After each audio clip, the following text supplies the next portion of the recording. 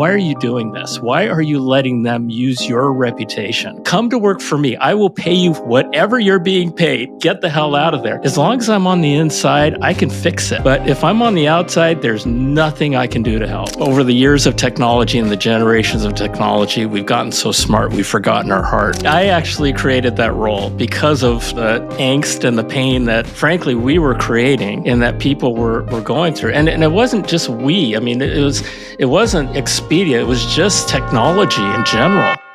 We'll start the show in just a minute, but first, a word from our premier brand sponsor, Track. My name is Billy Widener. I'm the Chief Marketing Officer for Brett Robinson Vacation Rentals. We love the flexibility that Track provides us, the horsepower, the ability to customize the different experiences for our customers. Track makes a lot of those things possible for us. Brett Robinson and Track partnered in the development of derivative pricing. The other features of Track made it a great decision, but this was one that we needed to operate our business in an efficient manner. So we partnered with the development team, and they allowed us to provide that level of flexibility back into our rate management strategies. One of the new products that we've added in the last 2 years since I arrived was Track Digital Marketing Services.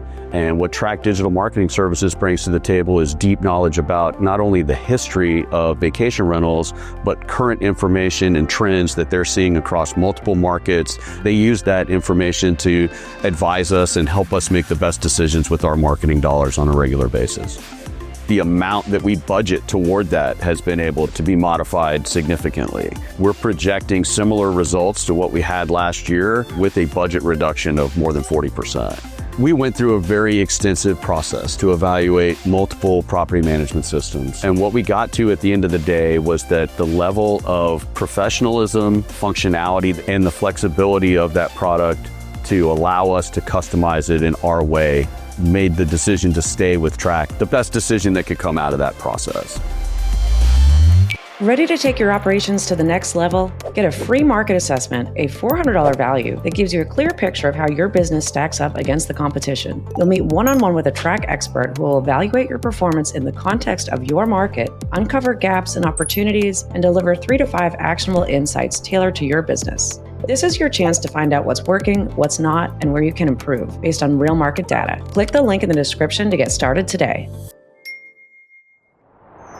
Welcome to Alex Nene, the Real Woman of Vacation Rentals. I'm Alex. And I'm Annie. And we are joined today by the one and only legendary John. It's so good to have you on the show. Oh my gosh, it's such an honor to be here. Thanks for having me. Oh, the honor is completely ours. I feel like I said off camera, we've seen you speak so many times and I wanted to get you on the show, and just for challenge of scheduling and everything, we couldn't get you on, but you're here and we have you in full high def, John. So we're really excited about that. I really honestly, I say this about a number of people, but I don't think there's very many people on our side of the business that don't know who John Suzuki is. But in the case there's not, why don't you give us a little bit about your background and what you've done to this point, because now you're retired, but you've started this whole other career.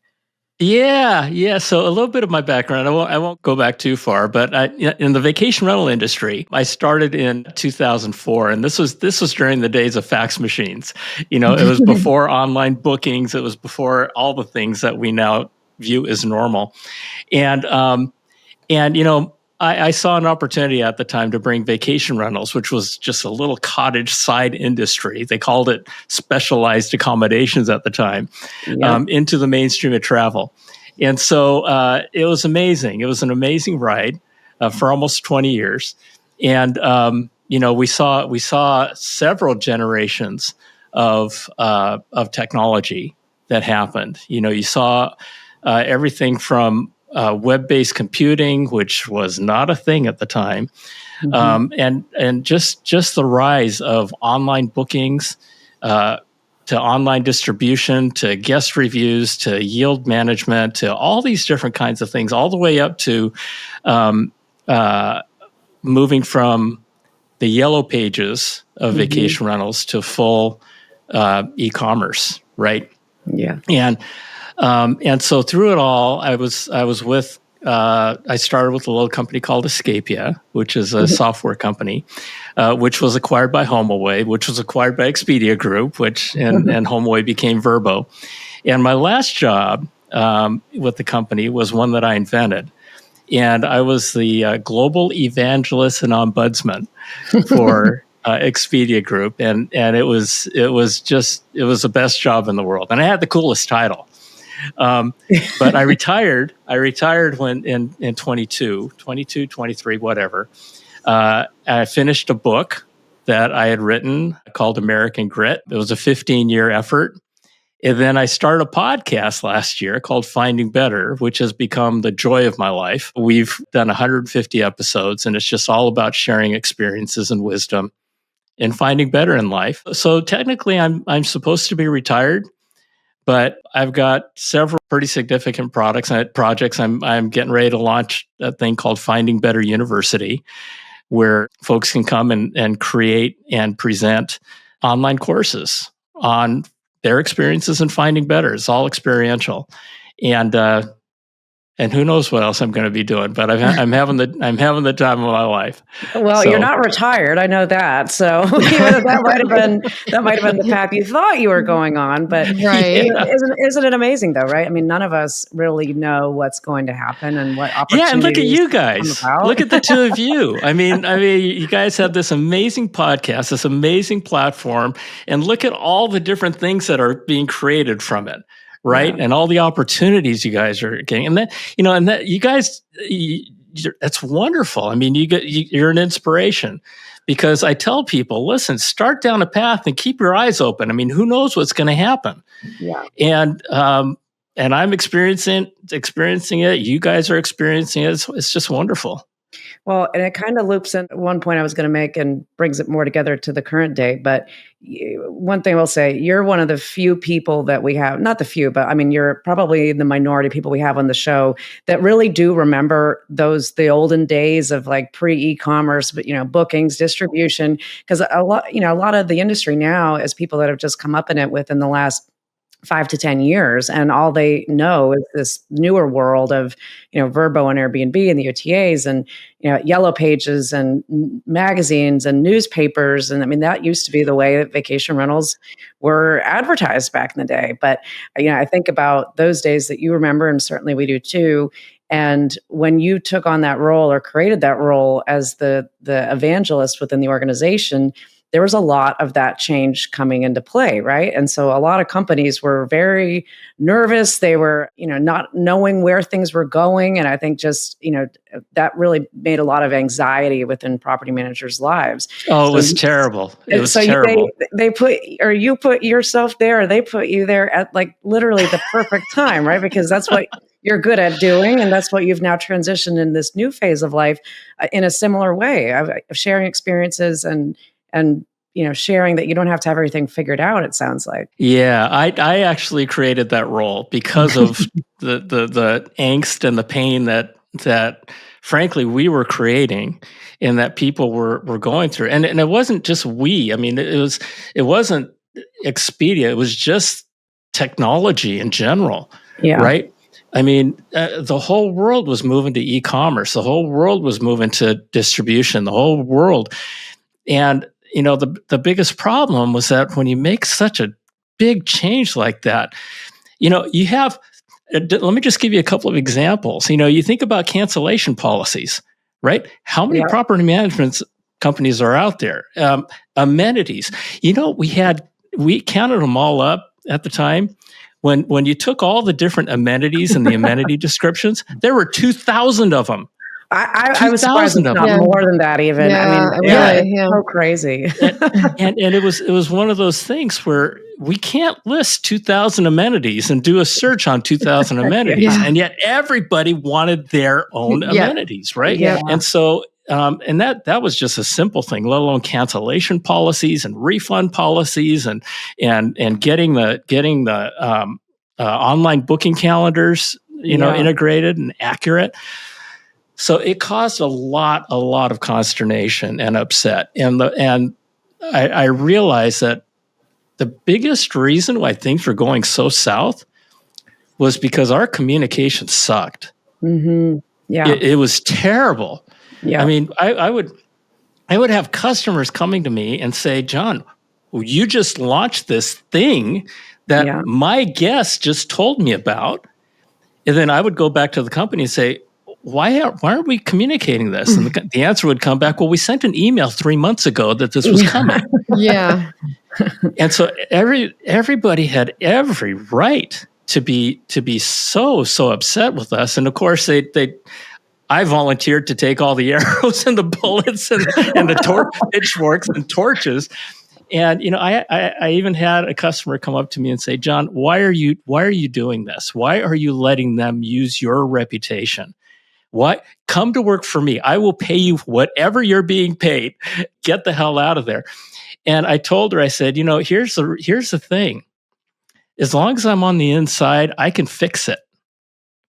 But if I'm on the outside, there's nothing I can do to help. Yeah. And I really believe that.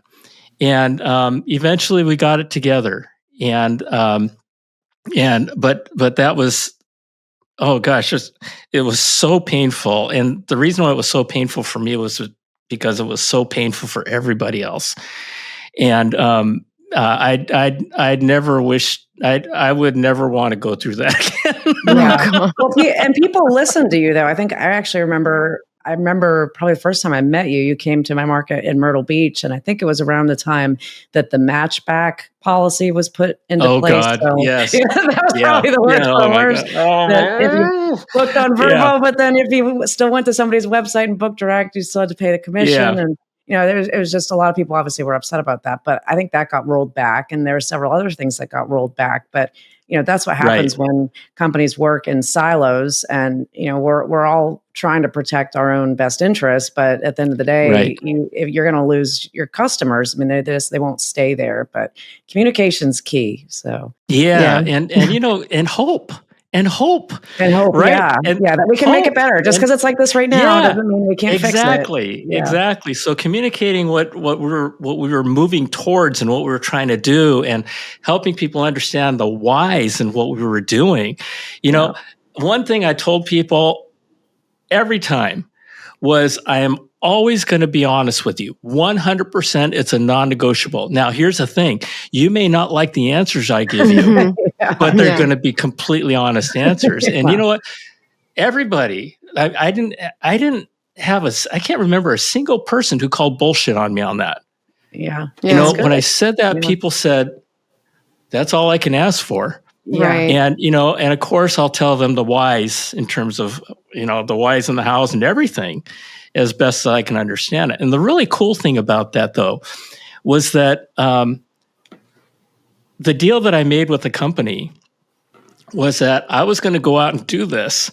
But when I came back with what we need to do to fix it, you guys, meaning the senior leadership of the company, have got to fix it. Mm-hmm. And they did. Yeah. I can't recall a single recommendation I went back to the company with that they didn't implement. So all credit to them as well. But those are good times. Those are good times. Certainly learned a lot about your character at that point, right? Yeah. Like how much you can actually withstand every day. I'm sure there was days you went home and just went, what am I doing? Like, why am I doing this? Right. Yeah. But I knew that we could get it right. And I knew that in the final analysis that we could make things better. And some things were not better, but we brought the industry into the mainstream of travel. In fact, we did such a great job that during COVID, the vacation rental industry was the only thing that was the mainstream of travel, right? Yeah. And so by that measure, that was a good thing. And that couldn't have happened if we weren't in the e-commerce space at that time. So looking back on your career, that part of your career, because obviously you have a new one now. What are your like biggest? Maybe what do you think your biggest successes and maybe a big failure for you personally that you like wish you could go back and change?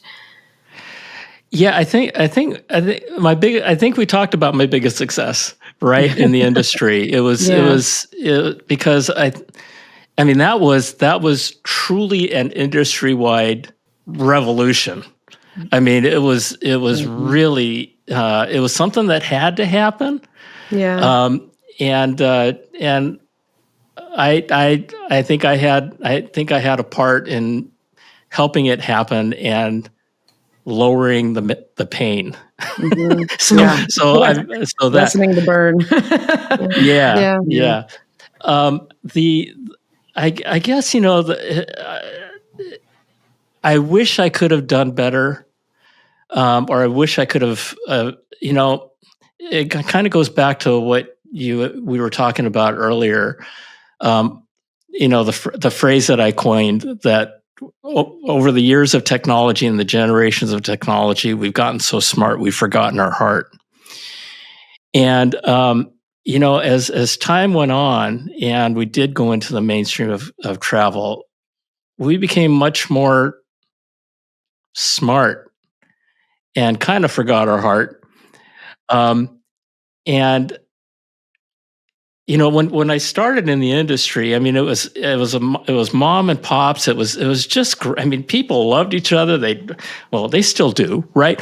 Yeah. But people were, you didn't have the corporate profit pressure. Yeah. That is now, part of the mainstream of anything. Mm-hmm. And I wish I could have done better at helping us not lose so much heart. Mm-hmm. There's ways to do that. And the cool thing is that I'm starting to see a renaissance. I'm starting to see people do business with more heart. Mm-hmm.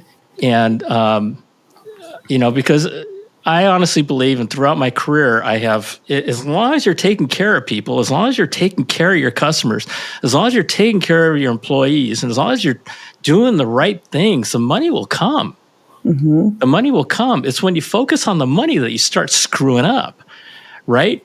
And I feel like the industry was such an industry of abundance. There was so much abundance of opportunity, and time kind of made it into an industry of scarcity, or at least that's what people's mindsets were.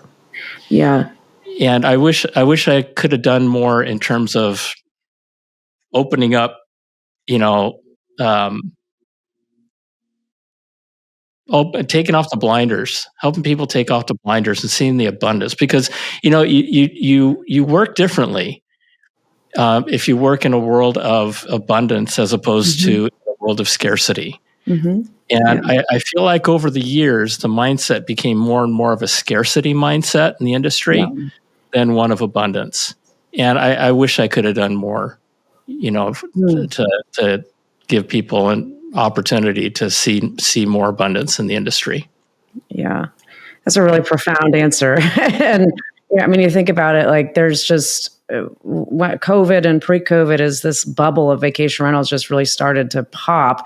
There was so much attention because obviously these tech companies saw there's so much that could be improved here, right? There's just so much opportunity for things to be more efficient and money to be made. And I think it's that when all of that started, that was part of the scarcity mindset, or just like the fear of missing out. If I don't do this, if I don't have each one of these different tools, like I'm going to lose guests and lose owners. And I think it just caused a lot of anxiety. And I don't think that that's changed. I think that's part of what Annie and I recognize all the time, is that people come to us and they're asking, what property management system should I be on? What guest app should I be on? Like, how should I be doing distribution, email marketing? And it's like, there's so much information out there and so many people vying to get the money from those things that it can be really hard to choose at the end of the day and know what's really right for you, because there's not a one size solution. Every company has different needs. Every company works better with different providers than some of the other ones, because it's relationships at the end of the day too. Absolutely. We'll be back in just a minute, but first, a word from our premier brand sponsor,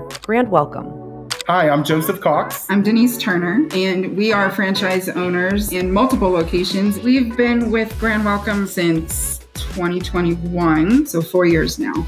We chose the franchise route just because it was so great that all of the back-end stuff can be handled by someone else. Really allows you to focus on the guest experience and your clients as well in taking care of their needs. The reason we chose Grand Welcome ultimately was the people and the experience that we had. The first few calls that we had with Grand Welcome, we really felt a connection to them, and their brand really fit what Denise and I were looking to create in our vacation rental business.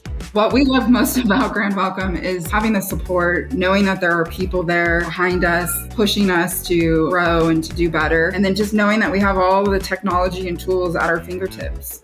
Since working with Grand Welcome, we have expanded our territories. Last year in 2024, we purchased the Palm Springs and Santa Barbara territories. And then this year, we have just recently purchased Bend in Central Oregon and Winter Park in Grand County, Colorado. And we do have plans to grow future. Grand Welcome really allows you to operate and run your own business by supporting and handling all of the back end things. They have a solid team and a solid system and practice in place already. So you're not recreating the wheel. And really it's all of that knowledge and the things that they have built over time that supports franchisees to be able to focus on the properties, getting out to the properties and taking care of them without being tied down with all of the administrative processes behind the scenes. We would definitely recommend Grand Welcome to others just because we know that the support is there. And so for those who are trying to do it on their own and having to deal with all of the things that go with that, for us, it just makes sense to have the support of the franchise behind us. It's a national company. So from a marketing standpoint, that really helps our business as well.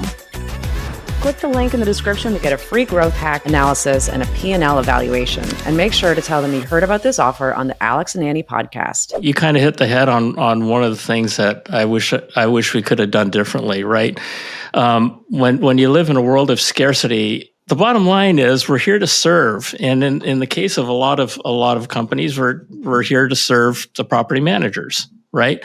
Mm-hmm. And it has become such a complicated world for property managers, and and I feel like in a lot of senses there are forces out there that purposely want to make the world complicated for them.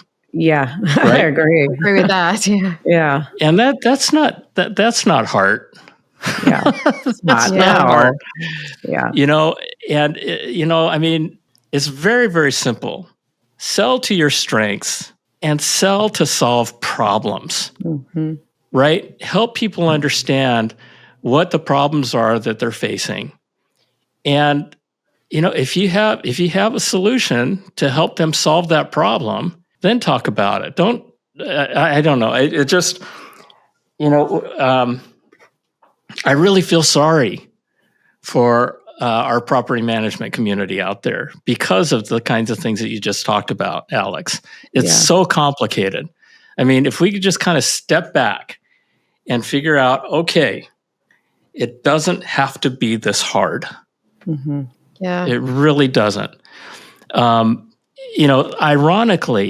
and a hope of mine is that technology moving forward is going to make things easier. Mm-hmm. For the first time, I know that there's a lot of people out there who are intimidated by artificial intelligence, who are afraid of artificial intelligence. But, for the first time ever in my 40 years of being in technology, we have a technology that can teach you how to use it. Mm-hmm. Mm-hmm. True. If you want to learn about artificial intelligence, go ask ChatGPT. What do I need to know about you? Right. Yeah. Right. Yeah. And it's just amazing. And the thing is that, okay, let's face it, folks, if you're one of those people that's fearful of artificial intelligence, snap out of it. Yeah. Okay. Because it is our future. We're in it, and it's only going to become a bigger part of our lives. Listening to Elon Musk in a interview on YouTube that just came out yesterday, he was saying that, in terms of being fearful of your jobs and fearful of what the future is going to be, our economy, in his view, is going to grow and be, what did he say? Orders of magnitude bigger than it is today. Mm. In other words, hundreds and thousands of times bigger than it is today because of what artificial intelligence, robotics, all these different kinds of things are going to bring. I don't know if he's right or not, but if he's half right, right? I mean, there's going to be enormous opportunities that we just don't know about today, right? Yes, things are going to become obsolete. Skills are going to become obsolete because skills, there are things that AI can do better, faster, cheaper. But who knows what's going to happen? And so one of the things that I share with people, because I've had lots of people come to me in technology, some of whom are incredibly talented people who have been unemployed for 12 months, right? And they'll ask me, what do you think, John? And I'll tell them, stop doing the same thing over and over again if you're not getting the result you want, right? But I tell folks that I believe that the greatest muscle for people to build and start building is scrappiness, is a muscle of being scrappy, of being able to look around and identify opportunities and go after it. Yeah. Right? Yeah. Take off the blinders, look at stuff, because all kinds of stuff is going to happen. Right? And if you can be in that place where, you know what, go after it, try it. Don't be of course you're going to fail, right? But you're going to learn in the process, and then you're going to go off and find something else to do. And eventually, anyway, I don't know how I got off on that tangent, but no, it's like good tangent. Right. Yeah. I think look at you folks. Look at you folks, right? Yeah. I mean, I look at you, and I look at the like I said, the things that you're doing and the podcast, and all of a sudden, all these different things are opening up to you. Yeah. Right. Yeah. Yeah. If we had ChatGPT when we started 4 years ago, and I could have just put in there, how do I start a podcast? What equipment do I need? Like, how do we do this stuff? It would have saved me a lot of time. Yeah. And a lot of money. You know, I found. Yeah. Oh, for sure. Yeah. I've lost. ChatGPT. Some things ChatGPT can't solve for, though. I have lost our recording, our ring light that we take on site to conferences. I think I'm up to the fourth one now that I've lost on an airplane. So there's something. It's a running joke now. It's just a running joke. Why can't ChatGPT solve that? Right. Yeah. I mean, ChatGPT is never going to solve forgetfuless. Like that's exactly. I wish. But it's getting better and better. So who knows? Right? Yeah. But it is getting better and better. And like you said, if we had ChatGPT, I mean, AI can build you a website in like 3 minutes now. Yeah. Right? I mean, I have a friend at Verbo. His name is David Egan with Expedia Group, and he's working. I mean, he has built me an entire website in 30 minutes. How long did that take us before? Oh gosh. Yeah. My husband builds websites for a living, so trust me, like it's something we talk about all the time. It's like it can be better, it can be faster, but you still want to be involved in it because you want your touch on it. But I think that's the worry is there's so much going on and things are moving at such a fast pace. It kind of goes back to your experience at Verbo. Like things are just happening so fast that the communication to people to help them feel comfortable with that change isn't going along with it. So it's like by the time you realize something's happened, it's 3 days past it happening, and you're hearing it from other people and like, how did I miss this? And what is that? How does it affect me? And it becomes overwhelming. So I think that it all goes back to like that human component of all the relationships, regardless. It's the trust and empathy. We just have to keep that at the core. And I think what you do through your evangelism at Verbo and through what you're doing now with your podcast, what you did with your book, what you do when you go on stage, I mean, you bring that human component that I think people just feel, like I said off camera, like they feel very grounded because you're like, oh, okay, I don't have to freak out. John's here. Like he can make me feel comfortable about all of this. Yeah. But we talk about it all the time, just in the sense of vacation rentals. It's like, it goes back the hospitality. And I feel like there are people that are in it for the quick dollar. And those people have caused a lot of challenges. I'm not going to say problems. I think they've caused a lot of challenges, but the people that are in it for the right reasons, to be hospitable and provide people with this place to like have core memories for their children and their, last grandparent trip or whatever that be. I mean, those are the people that are the heart of the industry. And we need to make sure that heart keeps beating and it doesn't get overwhelmed by all this technology and thirst for money and all the other things that are happening. Yeah, I absolutely agree with that. And the whole idea of human connection is a double-edged sword, and you can either create that human connection honestly or dishonestly, sincerely or insincerely, and and that's why I say think with your heart, right? Let's get back to our heart. And my hope is that artificial intelligence and the rise of artificial. Here's the thing, folks. Just something to think about for those of you who are a little bit intimidated. You use ChatGPT as your bullshit monitor. Yeah. I'm serious, right? I mean, if you hear a claim out there, just go on ChatGPT and say, show me the data. Show me, is this true?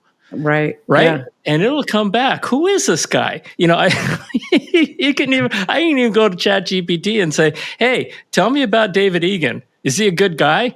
And it'll come back with an answer. I went and I asked it, hey, what about John Suzuki? Is he a good guy of the Finding Better podcast? It came back with an answer, right? Yeah. Fortunately, I thought it was relatively accurate. But just using it for that kind of stuff and making you smarter. What can I do to I don't know, just come up with questions and of given this circumstance, what can I do? What are the kinds of things that property managers are doing to increase their bookings during the slow season? Yeah. It'll come up with stuff. Yeah. Yeah. Think about ChatGPT being like someone you're talking to at a conference that you want to go and get all the information out of their mind. It's a friend. Yeah. It's amazing what you can learn there. And really, I mean, even if we just had ChatGPT around COVID, imagine how different our lives would have been right now. I mean, all these, as far as, our lives and also the lives of people in our industry, that's when a lot of this confusion came about of like not knowing how to run these businesses and how do I pick these different tools and things. But, it probably would be very different. Very much so. And, and that was just 4 years ago, right? Yeah. 4 or 5 years ago. Yeah, right. It seems like light years ago, but yeah. So if you think about what the world could have been like had we had it back then, try to imagine the world of what it's going to be like 5 years from now since we have it today. Yeah. I mean, who knows? Yeah. But the key to it, you've heard the saying, there's 3 types of people: those who make things happen, those who watch things happen, and those who wake up in the morning and go, what happened? Yeah. Right?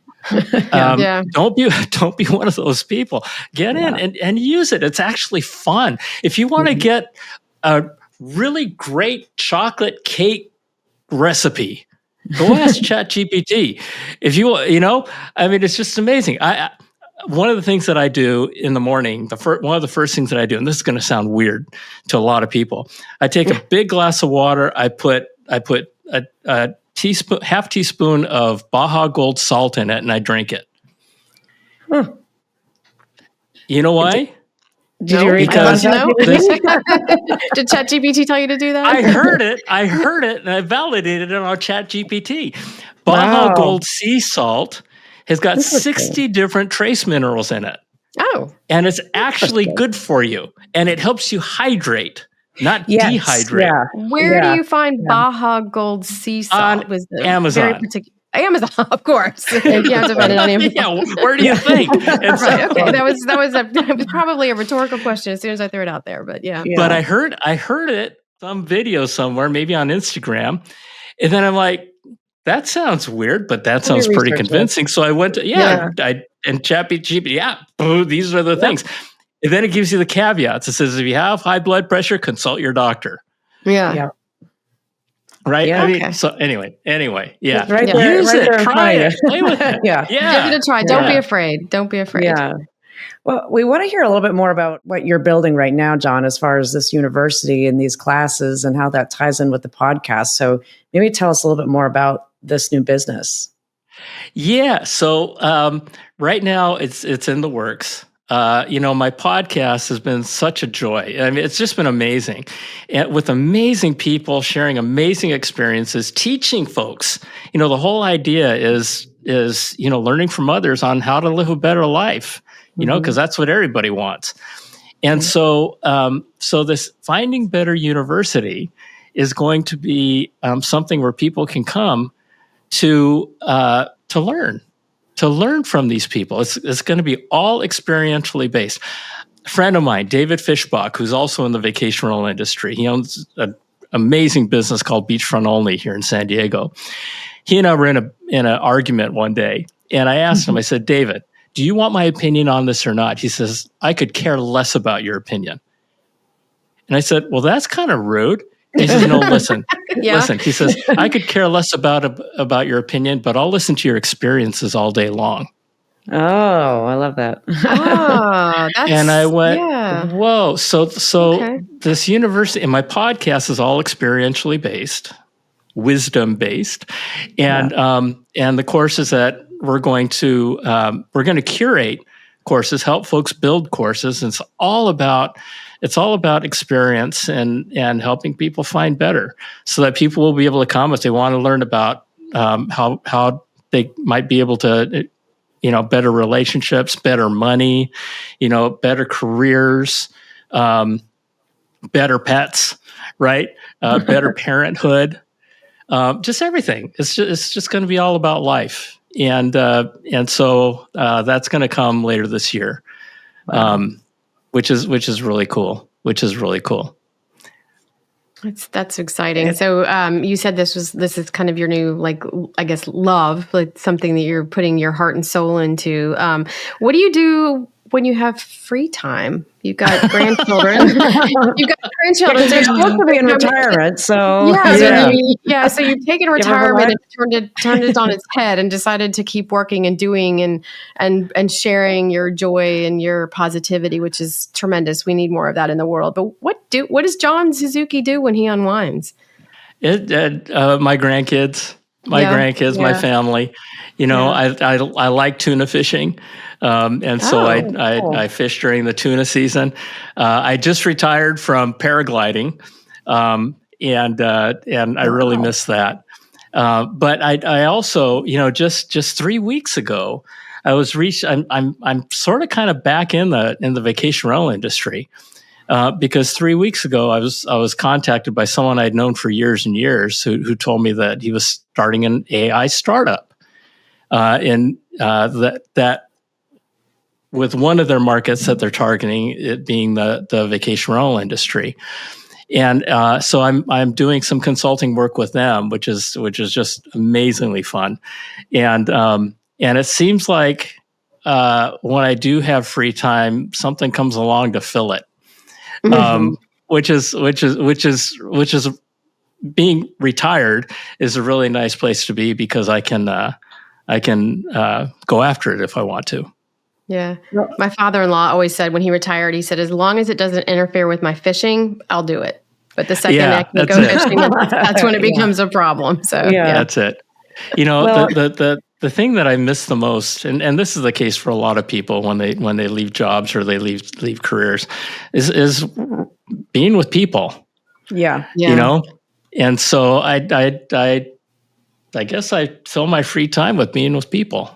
And I would go so far to bet that's a big part of why you found so much joy in the podcast. Because I know for us, I mean, for me especially, like I worked in an office for 13 years. And when I went remote, it was like, oh my God, I can't believe I'm not going to see people during the week, but because of the show, I feel like I'm still always connected. And of course we do a lot of video meetings these days, so that helps. But the podcast, it does really kind of fill that connection and just having these great conversations that in this case, I mean, we're talking about things we do for work, but it's not work specific related, and it's just fun, And if you're happy and you like what you're doing, you'll never work a day in your life, as the old saying goes. So and for you, it's your podcast is providing connection for you, but look at all the thousands of people that you're enabling connection with.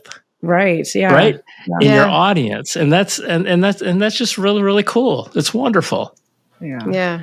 Yeah, You're I mean, right. I have a core belief in my life that we all share a common purpose, and that purpose is to make the world better than the day we landed on it. Mhm. And when you lift others, you do lift the world. You do make the world better. And so, by that measure, especially, congratulations on your success, because you guys are doing that. Oh, Well, thank you very much. Very, very kind of you. Yeah.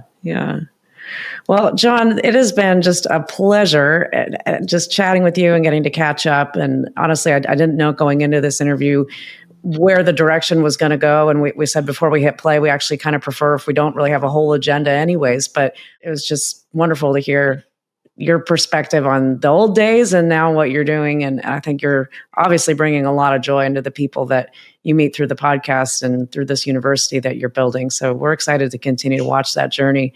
And I can't wait to go listen to your podcast. I didn't know that you had a podcast. So now I've got my weekend binge ready for me. Yeah, and you know what? I would love to have you guys on.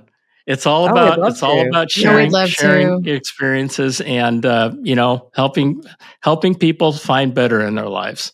It's really cool. And thank you. This has been so much fun. Hopefully I was able to meet your expectations. Absolutely. And exceeded them. Far exceeded them. I'll just let me just say one thing, you guys, to the world out there. Life is too short. You know what? I mean, I did a real short video, and I talked about one of my cardinal rules in life is never to deal with unpleasant people, because life is too short and they suck the soul out of you. And but the corollary to that is don't be unpleasant yourself. Yeah. Right. Life is too short. I mean, it's so much more fun to lift people than it is to chop them off at the knees. Agreed. And I wish that on the industry. I wish that to everybody in your audience. I wish the greatest abundance to everybody. And I do believe that huge abundance is coming. So, building that muscle of scrappiness and opening your eyes to the new opportunities is going to win the day. I don't know if that's some sage advice there. I love it. Yeah, it's very timely. I love it. Yeah. Very timely. Well, John, if anybody wants to reach out, what's the best way for them to get in touch with you? Best way is John Suzuki at gmail.com, or they can go to johnsuzuki.com. And if they'd like to get a copy of my book called American Grit, they can go to johnsuzuki.com and download it for free. I'd love to hear from you. Well, if anybody wants to get in touch with Annie and I, you can go to alexandanniepodcast.com. And until next time, thanks for tuning in, everybody.